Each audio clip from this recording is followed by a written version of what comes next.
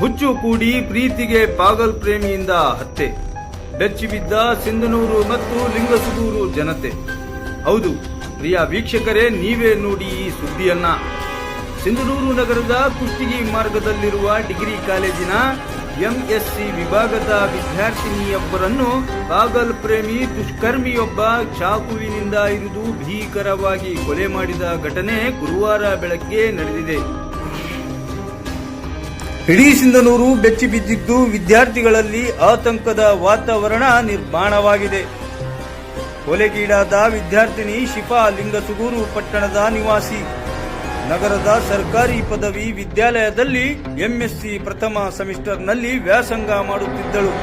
ಎಂದಿನಂತೆ ಬೆಳಗ್ಗೆ ಕಾಲೇಜಿಗೆ ಬಂದಿದ್ದಾಳೆ.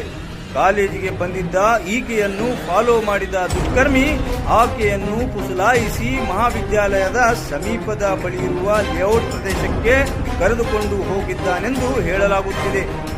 ತದನಂತರ ಚಾಕುವಿನಿಂದ ಕುತ್ತಿಗೆ ಬಲವಾಗಿ ಇರಿದು ಹತ್ಯೆ ಮಾಡಿ ಪರಾರಿಯಾಗಿದ್ದಾನೆ.